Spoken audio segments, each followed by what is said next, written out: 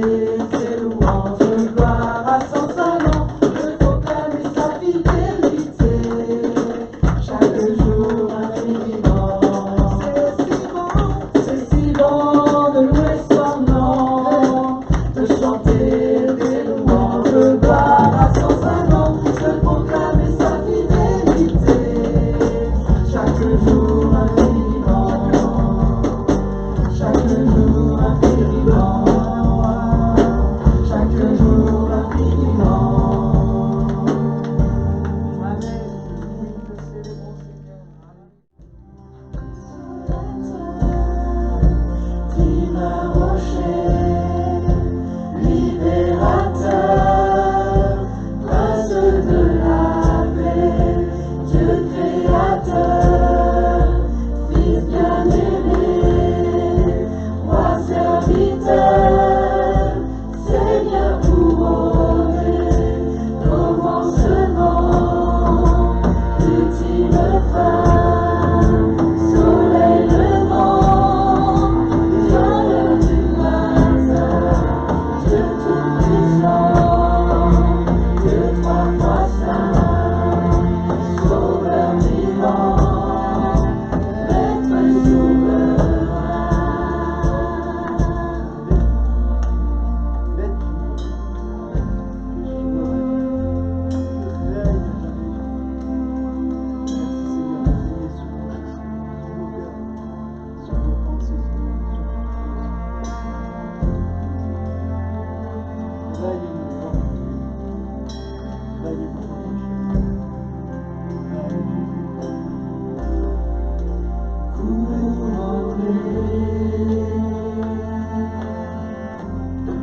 Rayonnant de majesté, tout l'univers proclame ta grandeur.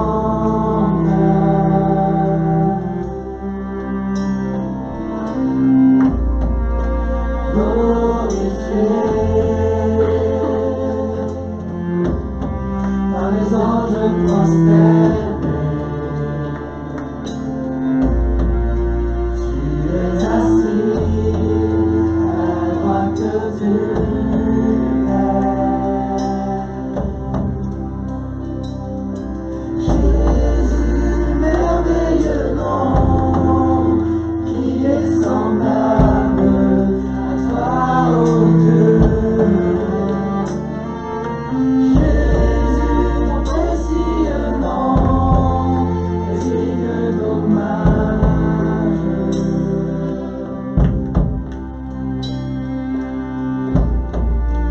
Captivé par l'éclat de ta beauté, nos voix s'élèvent pour te rendre gloire.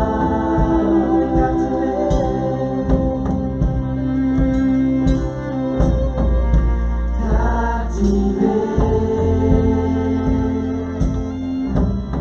par l'éclat de ta beauté, nos voix s'élèvent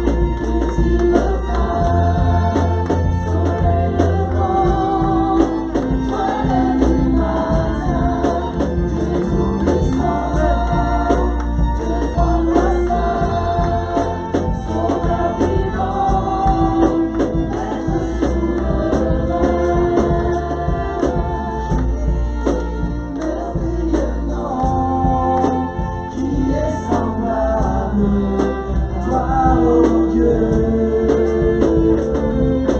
Jésus, ton précieux nom est digne d'hommage.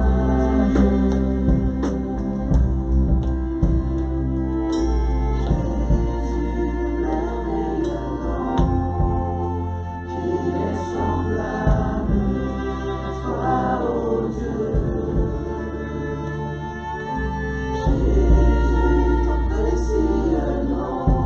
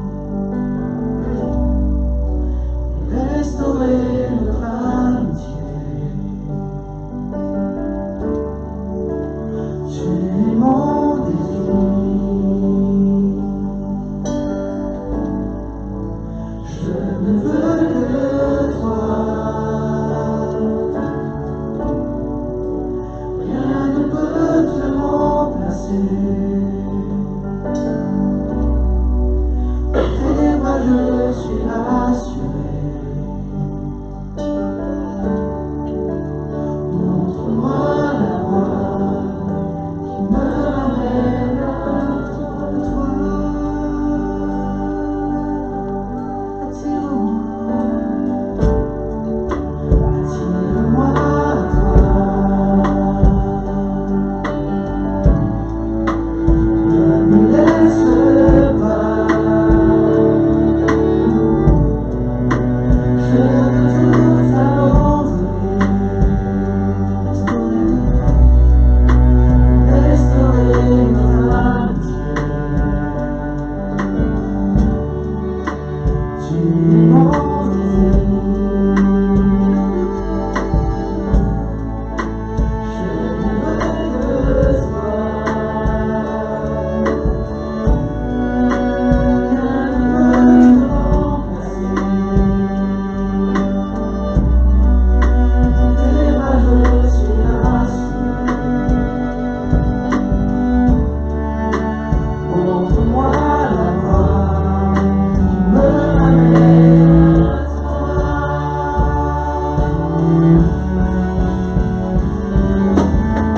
Tu es tout pour moi. Sans toi, je ne vis plus. Tu es tout pour moi. Garde-moi près de toi. Tu es tout pour moi. Sans toi, je ne vis plus. Tu es tout pour moi. Garde-moi près de toi. Garde-moi près de toi.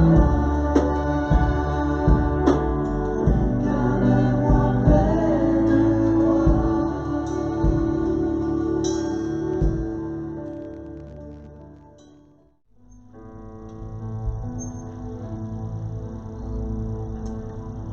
Envoie ton Esprit Saint, te feu d'amour divin, déploie ton cœur et viens nous sauver.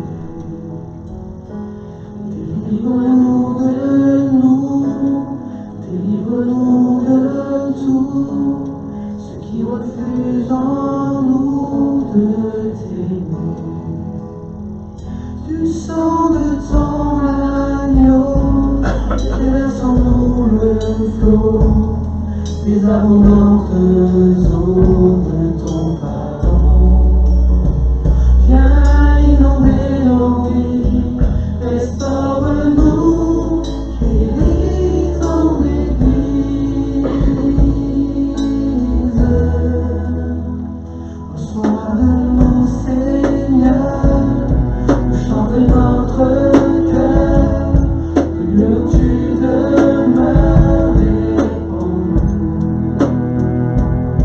Par plus d'amour encore, plus puissant et plus fort, sanctifier ton corps par le du sang de ton agneau, verse en nous le flot des abondantes eaux de ton pardon. Viens inonder nos vies, restaure-nous, délivre notre monde.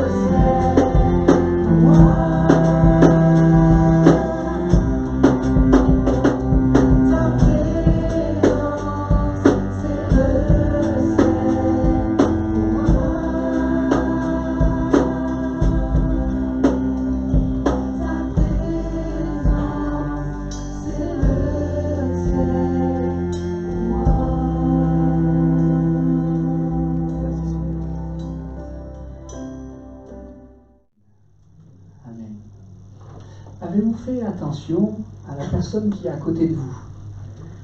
Vous l'avez repérée, regardez-la bien dans les yeux et réalisez qu'elle est un membre de votre famille.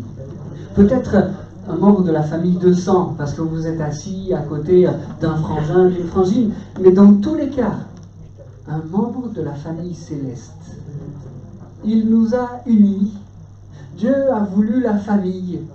Et j'aimerais qu'on puisse parler de la famille, notre famille de chair, notre famille terrestre, mais aussi notre famille spirituelle. Et pour le faire, j'aimerais qu'on lise un premier texte dans le livre des Éphésiens au chapitre 3 et au verset 14.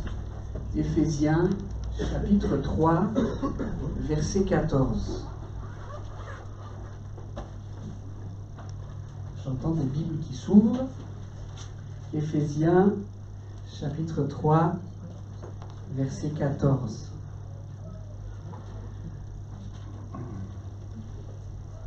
C'est bon, vous l'avez, Éphésiens 3, 14. À cause de cela, je fléchis les genoux devant le Père, de qui toute famille tire son nom. Allez, ma tablette s'est arrêtée. De qui toute famille dans les cieux et sur la terre tire son nom. Allez, on le relit. À cause de cela, je fléchis les genoux devant le Père, de qui toute famille dans les cieux et sur la terre tire son nom. Notre Dieu est à l'origine de la famille. Toute famille. Le texte va même jusqu'à dire dans les cieux et sur la terre, toute famille est issue de lui, descend de lui. Il est à l'origine de la famille. Et je crois que à cause de cela, nous pouvons, peut-être même nous devons, regarder la famille comme un cadeau. Est-ce que vous le voyez comme ça? Il y a des matins où c'est facile de regarder sa famille comme un cadeau. Et puis il y a des soirs où c'est plus compliqué. Dieu a voulu la famille. Dieu a donné la famille. Il aurait pu faire, Dieu est souverain, il aurait pu faire les choses comme il le voulait. Il aurait pu faire que l'on vive simplement les uns à côté des autres. On est des numéros, on remplit des cases, on vit les uns à côté des autres. Mais non, Dieu a voulu qu'il y ait entre nous des liens spéciaux, des liens d'amour. Dieu a voulu la famille et elle est vraiment un cadeau. Amen. Un espace d'échange, un espace de partage, un endroit où on n'est pas jugé pour ce qu'on fait, mais où on est aimé pour ce qu'on est, un endroit où il n'est pas attendu de nous qu'on porte un masque, mais un endroit où on peut être simplement qui on est, un endroit d'entraide. La semaine dernière, on parlait de la métamorphose de la larve en papillon, peut-être un cocon. Dieu a voulu la famille, Dieu a donné la famille et il l'a donné pour quelque chose de tout à fait spécial. Peut-être certains, en m'entendant décrire cette famille idéale, peut-être certains se sont dit, peut-être que cette famille, elle est vraie pour les autres, mais elle n'est pas pour moi. Ma famille à moi, c'est pas un cadeau. Elle ne ressemble pas à ce que l'on vient d'énoncer. C'est plutôt dispute, absence de complicité, point de vue irréconciliable.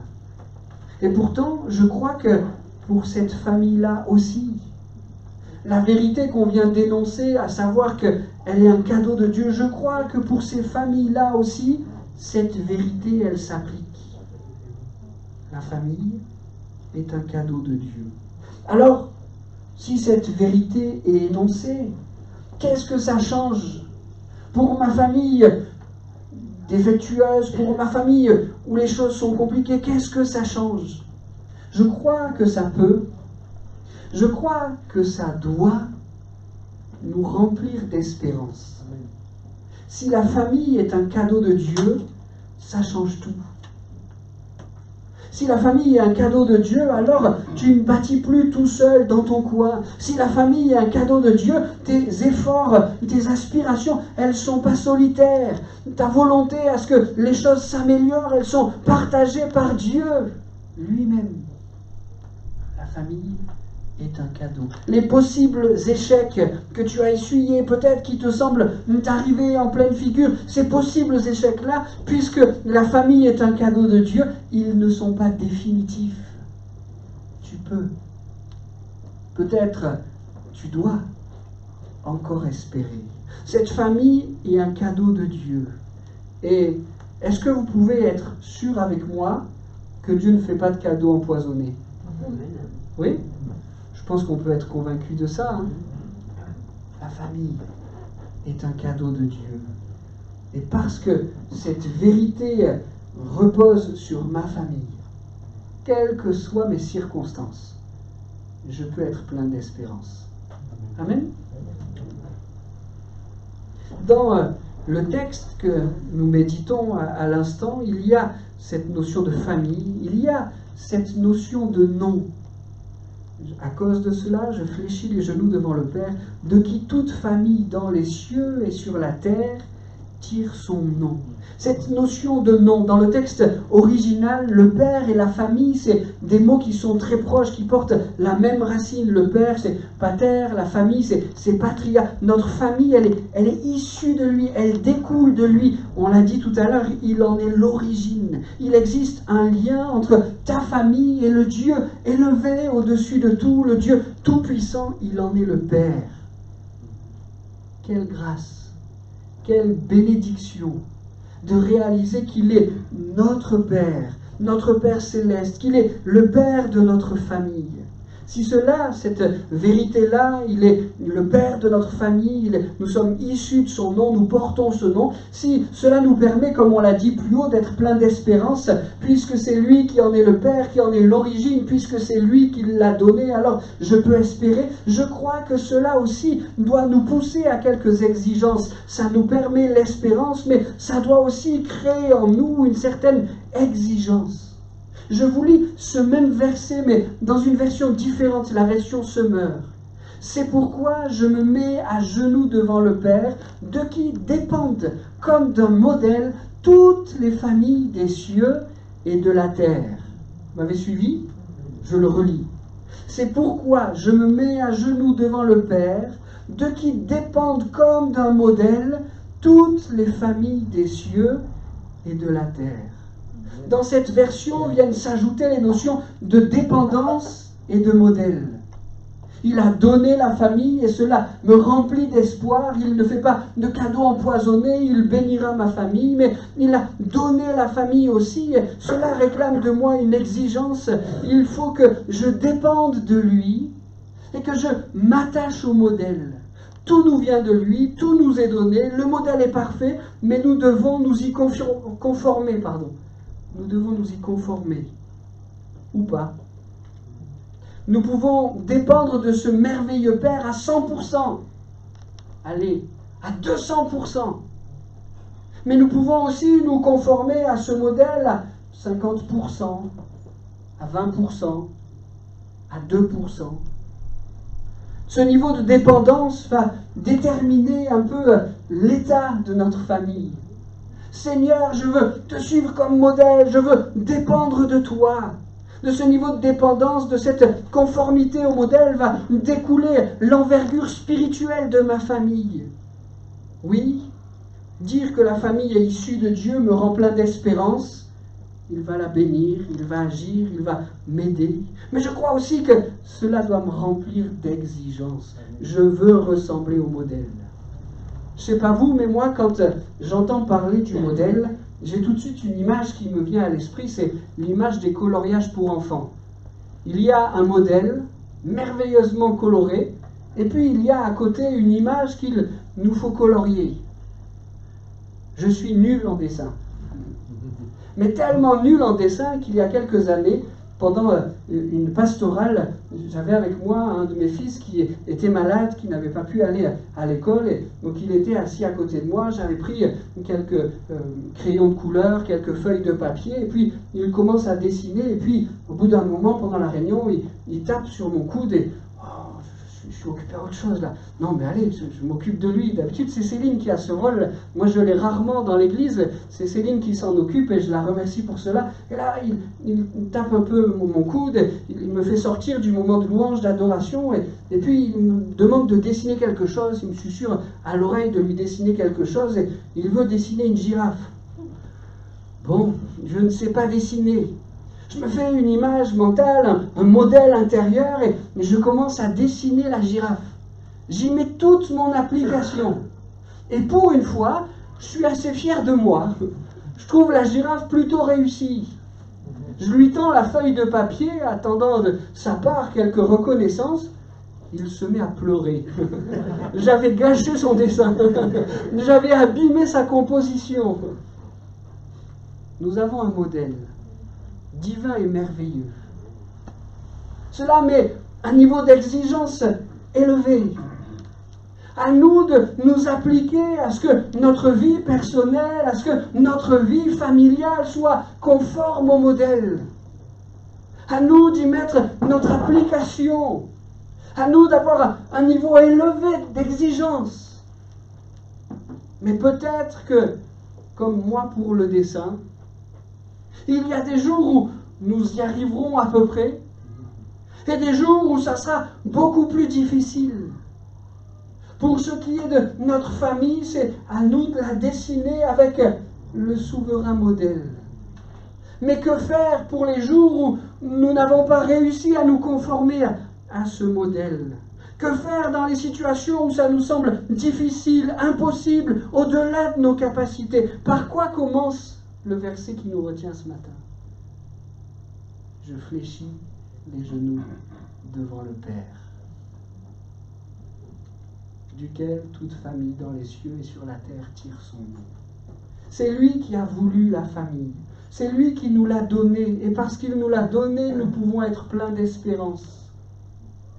Mais cela réclame de notre part quelques exigences. Nous voulons travailler à ce que ce divin modèle se retrouve en nous, dans notre famille. Comment faire si c'est au-delà de nos forces? Je plie les genoux devant le Père. Seigneur, je remets ma famille entre tes mains. Aide-moi. Ton divin modèle, il est merveilleux. Peut-être que dans certaines situations, il me semble inatteignable. Mais Seigneur, ce que je ne peux pas faire, tu m'aideras à le faire. Certainement qu'il ne le fera pas à notre place, mais il nous aidera à le faire.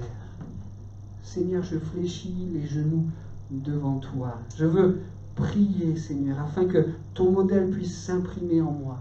Je veux prier pour que ton modèle puisse s'imprimer dans ma famille. Je veux entretenir avec toi cette proximité, cette reconnaissance pour la famille que tu m'as donnée et cette foi que tu m'aideras, que tu nous aideras à la rendre conforme à ton modèle. Amen. Alors là, j'ai pris un temps pour parler de notre famille terrestre, et c'est précieux, important. Elle est cadeau de Dieu, cela nous remplit d'espérance. Elle réclame quelques exigences. Seigneur, je veux prier pour ma famille terrestre. Mais parlons maintenant de la famille de Dieu. Veuillez bien, s'il vous plaît, aller avec moi dans le livre des Psaumes, au chapitre 68, et au verset 6. Psaume 68, verset 6.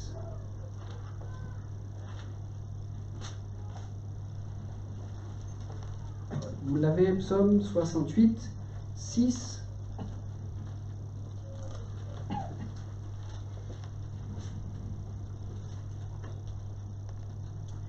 Il est le père des orphelins, le défenseur des veuves.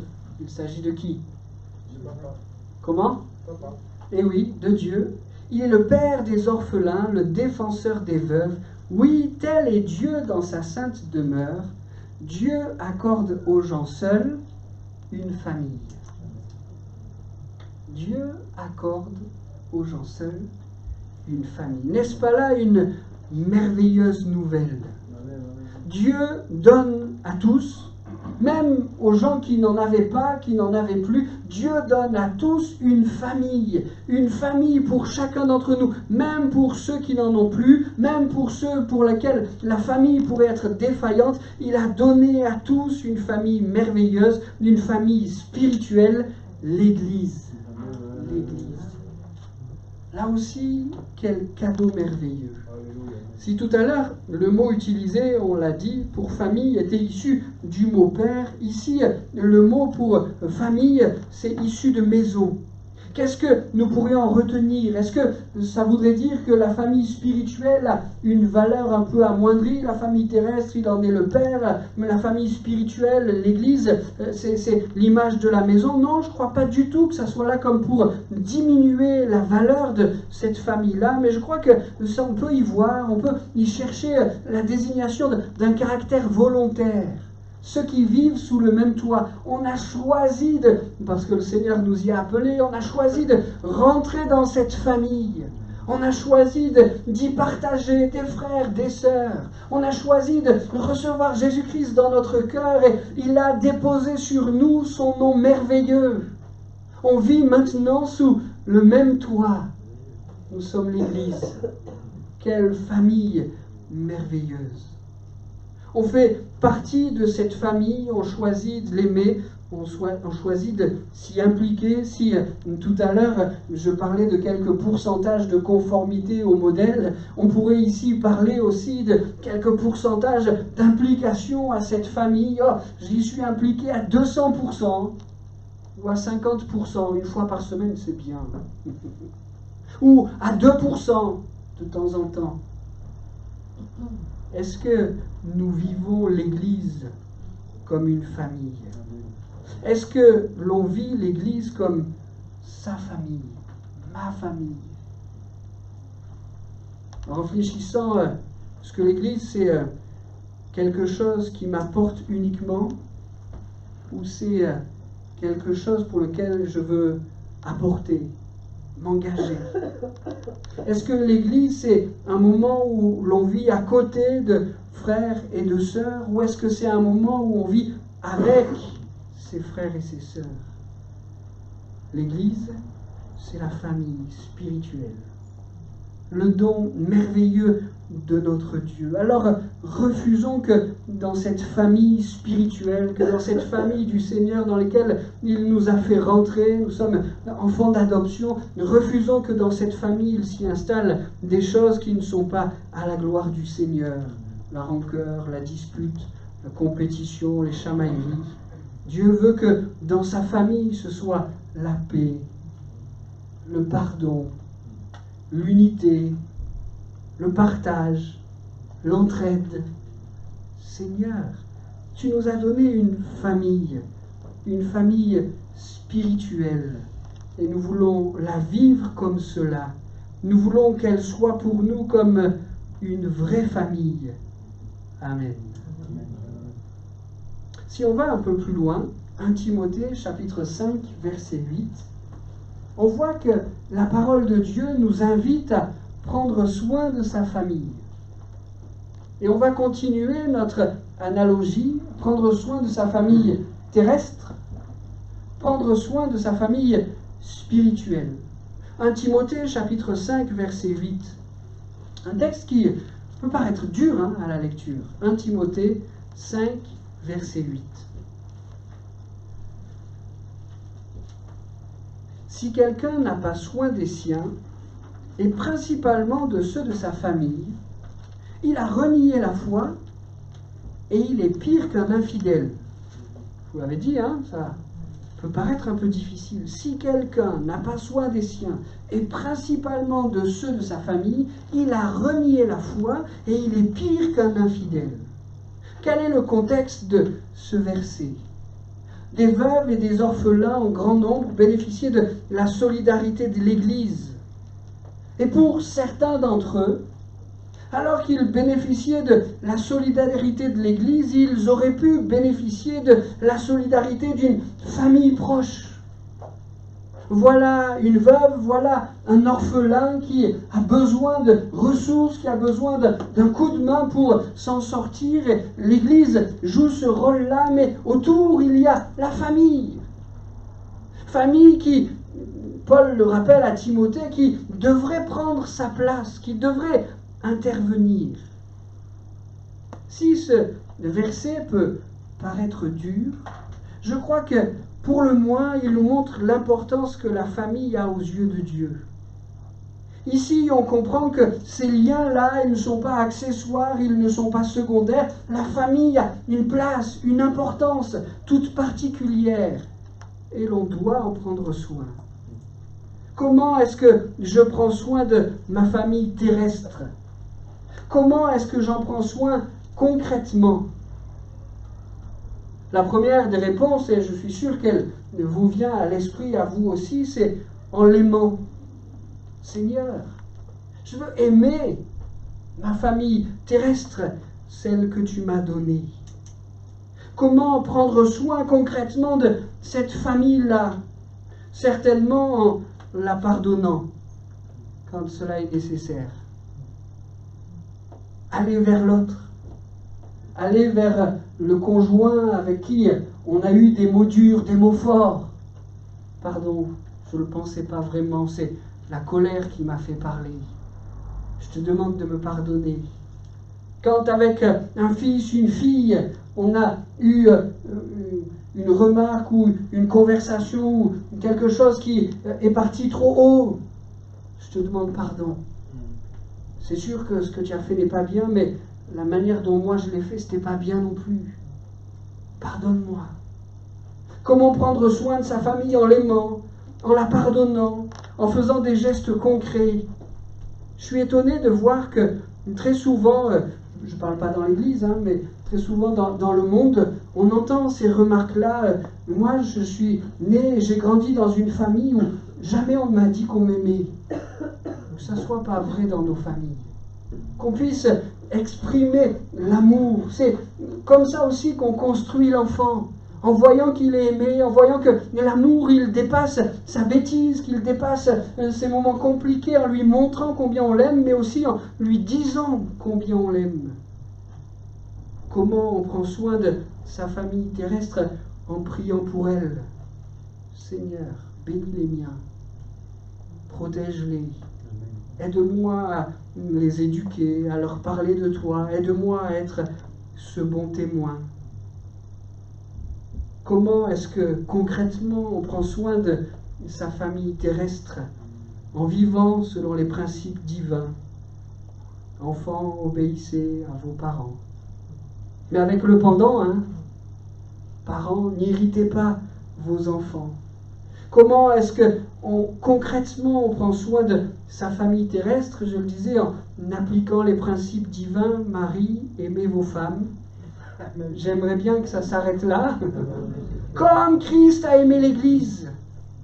Seigneur, fais grandir mon amour que j'aime de la bonne manière. Et puis, le pendant. Aïe, il y a des dents qui vont grincer. Femmes, soyez soumises à vos maris. Ça a fait couler beaucoup d'encre, ça. Femmes, soyez soumises à vos maris. Aïe, aïe, aïe. Je crois que si tant d'encre a coulé à cause de ce verset, c'est parce qu'on a regardé ce verset-là comme une hiérarchie. Boum, hiérarchie de soumission. Et tout en bas de la hiérarchie, il y aurait la femme. Je ne crois pas qu'il faille lire ce verset comme ça. D'ailleurs, le verset juste avant, femmes, soyez soumises à vos maris, qu'est-ce qu'il dit? C'est une invitation à être soumis les uns aux autres. Je ne crois pas que cette soumission, elle soit verticale avec la femme tout en bas, mais je crois que c'est une soumission horizontale. Marie, aimez vos femmes comme Christ a aimé l'Église. Femmes, soyez soumises à vos maris. Seigneur, merci pour la famille. Aide-moi à en prendre soin, véritablement. Aide-moi concrètement à en prendre soin. Mais aussi, Seigneur, merci pour la famille spirituelle, l'Église que tu nous as donnée. Et pour elle aussi, tu nous invites à en prendre soin. Comment? On pourrait copier-coller tous les principes que j'ai donnés pour la famille terrestre et les appliquer à la famille spirituelle, en l'aimant, en priant pour elle, en y appliquant les principes divins. Je ne répète pas ça, on copie et on colle. Ça va? Vous l'avez fait? Mais on pourrait rajouter quelques éléments pour prendre concrètement soin de notre famille spirituelle. Comment est-ce que je prends soin de mon Église? En y venant. Ça paraît tout bête, mais quand je viens à l'Église, je ne me fais pas du bien qu'à moi, uniquement, mais je fais du bien à l'Église. L'Église, ce n'est pas quelques murs, des jolies fenêtres, des rideaux qui viennent nous protéger du soleil. L'Église, c'est nous. Et quand je viens à l'Église, quand je participe au culte, à la réunion de prière, quand je vis l'Église, oui, je me fais du bien, ou plutôt Dieu me fait du bien, mais oui, je fais du bien aussi à l'Église. Comment concrètement prendre soin de la famille que Dieu nous a donnée en y venant? Je ne suis pas en train de dire ça pour essayer de faire du chiffre et vouloir établir ici à Bolène une méga church de 5000 personnes. Que Dieu fasse qu'il y ait des personnes qui nous rejoignent. Quand je dis qu'il y a dans cette volonté de venir à l'église quelque chose pour en prendre soin, c'est pas pour faire du chiffre, mais c'est parce qu'une église vide n'est pas une église. Seigneur, c'est nous qui formons cette famille spirituelle. Et quand je suis là, avec mon frère et ma sœur, Dieu me fait du bien, et je fais du bien à mon frère et à ma sœur. Comment concrètement prendre soin de cette famille spirituelle en la soutenant par la prière? Est-ce qu'on le fait? Dans nos moments avec le Seigneur, je suis sûr qu'on lui présente plusieurs besoins et c'est important de le faire, c'est nécessaire de le faire. Tout à l'heure, nous disions qu'il nous fallait prier pour nos familles terrestres. Faites-le. Passez du temps dans la prière pour prier pour vos parents, pour vos enfants, pour le tonton, la tati, etc. Prions pour nos familles terrestres. Mais le faisons-nous aussi pour notre famille spirituelle. Seigneur, bénis l'Église dans laquelle tu m'as placé. Je l'aime, tu l'aimes, et Seigneur, je veux que sur elle puissent découler tes grâces, tes bénédictions. Je veux qu'elle aille de l'avant, je veux qu'elle grandisse. Et si quelquefois on est un peu peiné de voir telle et telle chose dans l'église, que ça ne soit pas quelque chose qui nourrisse quelques discussions. Ah, mais t'as vu, et ceci et cela, et le lacet gauche du pasteur, il était défait ce matin, et j'ai regardé que ça. Non! Que ça ne soit pas des critiques, mais que ça soit des prières. Seigneur, aide mon pasteur à faire ses lacets. Alors, vous comprenez, hein? Seigneur, bénis ma famille spirituelle. Prends soin d'elle. J'aspire à ce qu'elle aille encore plus loin. Merci pour tous les cadeaux que tu lui as déjà faits. Mais Seigneur, j'aspire encore plus pour ma famille spirituelle. En priant pour elle, nous prenons soin de l'Église. En la soutenant par la prière, en la soutenant par notre service. Combien c'est précieux. L'Église, elle ne peut pas tourner tout seul. Si vous n'étiez pas à l'accueil, au ménage, l'école du dimanche, au chant, à la sono, merci Philippe, merci Fanir pour la technique ce matin. S'il n'y avait pas quelqu'un qui gérait la caméra, qui mette les vidéos sur Internet, s'il n'y avait pas quelqu'un à la bibliothèque, etc., j'oublie des services, mais vous ne pourrez pas tout faire. L'Église aussi, c'est vous.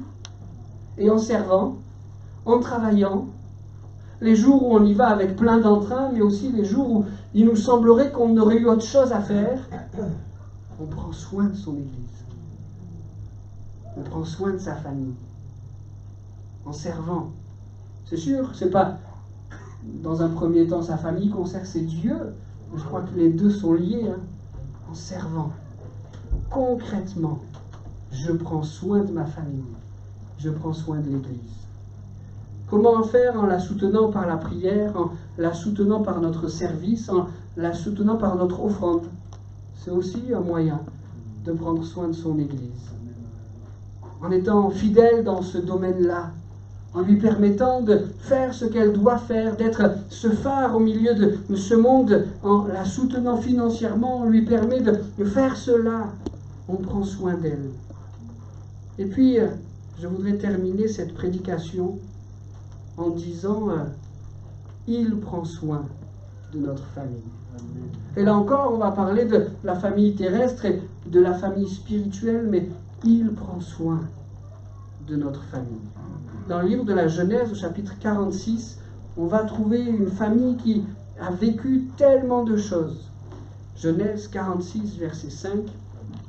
Jacob quitta Beersheba et les fils d'Israël mirent Jacob, leur père, avec leurs enfants et leurs femmes, sur les chars que Pharaon avait envoyés pour les transporter. Je ne sais pas comment est-ce que Jacob a vécu la chose. On peut essayer de s'imaginer un peu. La famine sévit dans le peuple de Dieu. On entend dire et on sait qu'en Égypte, il y a tout ce qui est nécessaire, parce qu'un homme attentif à Dieu a su faire des réserves. Et voilà que des chars de Pharaon traversent le territoire du peuple de Dieu. Voilà qu'ils s'arrêtent devant la maison de Jacob. Jacob sort de sa maison avec des valises, avec sa famille. Il monte sur le char de Pharaon et, aux yeux de tous, il part s'installer en Égypte. Il est maintenant à l'abri. Il est maintenant, de manière, j'allais dire définitive, c'est pas le bon mot, mais mis à l'abri, protégé. Si on s'arrête qu'à ce moment-là de l'histoire de la famille de Jacob, on dit qu'ils sont, je mets des guillemets, chanceux. Si, comme vous, on connaît toute l'histoire de cette famille, on sait que ce moment-là, cette bénédiction-là, elle vient mettre un terme à des moments tellement difficiles, à des épreuves tellement douloureuses pour cette famille. Au début, c'est des différences entre les enfants. Après, c'est de la jalousie. Après, c'est de la violence. Dans le cœur des frères naît le désir de tuer Joseph, leur frère de sang. Finalement, au dernier moment, Dieu ne permet pas que ça se réalise, ils le vendent comme esclave. Des différences, de la jalousie, de la violence, jusqu'à nourrir des idées de meurtre. Le mensonge, il déchire son vêtement, il le trempe dans le sang d'un animal pour faire croire au père que Joseph est mort. Et ce mensonge va durer des années et des années. Les conséquences de leur action, c'est, on le sait, Joseph en prison, Joseph oublié, Joseph qui se meurt dans un cachot, mais Dieu est là, Dieu veille. Joseph va sortir de cet endroit, Dieu le voulait pour non seulement bénir le peuple d'Égypte, mais bénir aussi son peuple, le peuple de Dieu.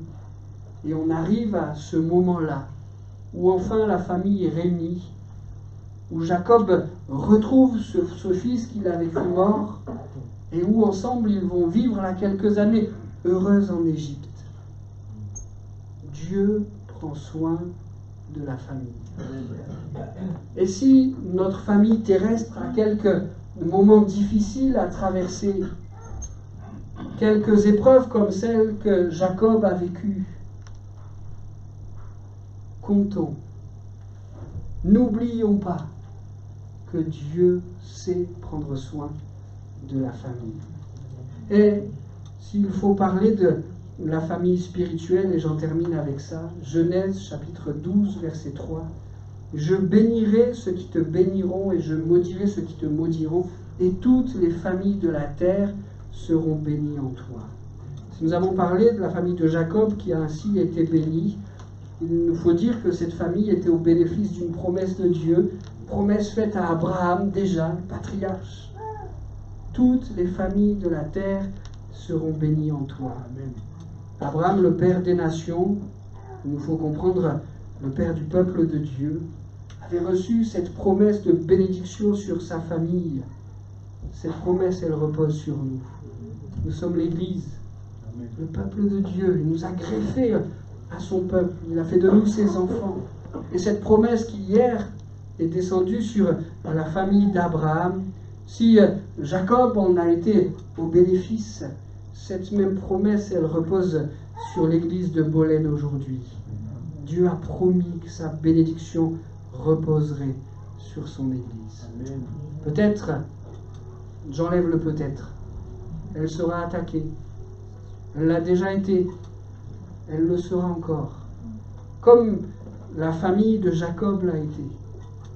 Mais au-dessus de ces attaques spirituelles, Je vais dire, pour reprendre le texte que nous venons de lire, au-dessus des malédictions qui pourraient être prononcées contre elles, il y a un Dieu vainqueur, un Dieu plus fort, qui déjà a prononcé sur elles quelques bénédictions.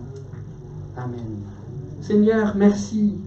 Merci pour la famille que tu bénis. Merci pour nos familles terrestres. Tu vas en prendre soin. Nous voulons, Seigneur, les bénir en ton nom. Merci pour la famille spirituelle, l'Église que tu nous as donnée. Combien c'est précieux pour nous. Là aussi, nous voulons prendre soin d'elle. Et nous voulons appeler sur elle tes bénédictions. Prends soin, Seigneur, de nos familles. Prends soin de cette famille spirituelle, l'Église. Donne-nous d'aller plus loin avec toi. Donne-nous de remporter des victoires en ton nom. Donne-nous de faire taire, Seigneur, les plans de l'ennemi qui voudrait abîmer notre famille terrestre. Notre société cherche tellement à le faire. Seigneur, aide-nous à faire taire les plans de l'ennemi qui chercherait à abîmer notre famille spirituelle. Et que l'une et l'autre soient au bénéfice de tes paroles de bénédiction. Amen.